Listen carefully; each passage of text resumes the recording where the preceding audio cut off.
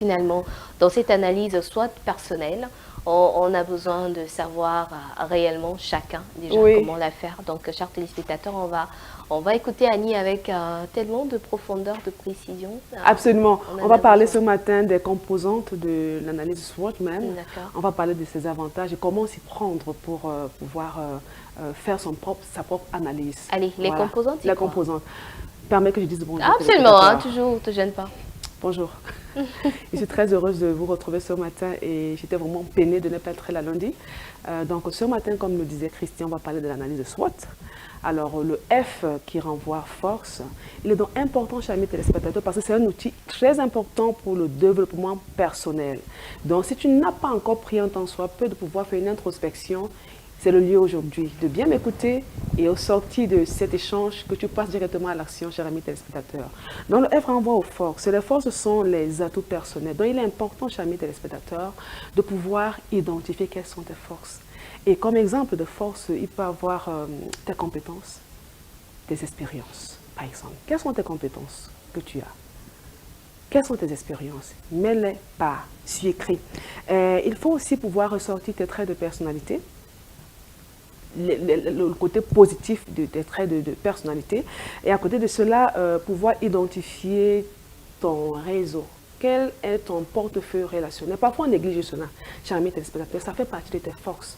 Parce que j'écoutais encore quelqu'un avant-hier qui disait il est important d'entretenir ses relations et ne pas pouvoir minimiser la personne qui est à côté de toi, peu importe son statut social. Et j'ai validé cela. Effectivement, tout type de relation, c'est vrai, il va falloir trier les relations qui sont alignées avec vos valeurs, bien entendu. On a déjà parlé Oui. des valeurs ici.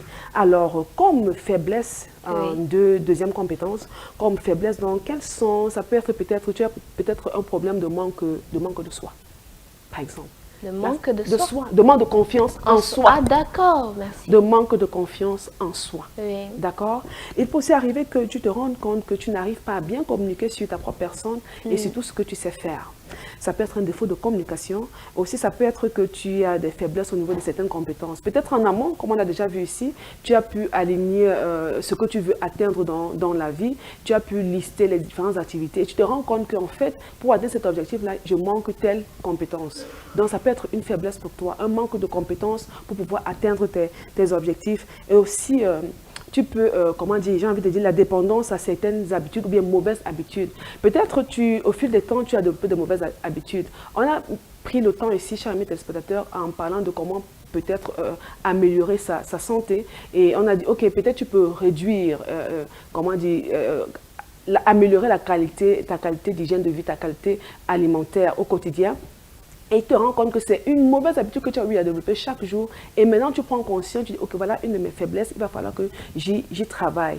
Et à côté de cela, maintenant, la troisième composante de l'analyse SWOT, à savoir les opportunités, c'est les opportunités à saisir qui vont te permettre d'améliorer tes faiblesses en quelque sorte et améliorer tes forces. Alors comme opportunité que tu peux identifier, ça peut être des opportunités sur comment réduire par exemple, comment dire, améliorer ta santé. Ça impose une certaine hygiène alimentaire. Tu te développes là-dessus, comment dire, tu cherches des tutoriels par exemple là-dessus pour pouvoir améliorer. C'est une opportunité que tu dois saisir pour pouvoir, comment dire, améliorer tes compétences, pour pouvoir réduire tes faiblesses, si je peux m'exprimer ainsi.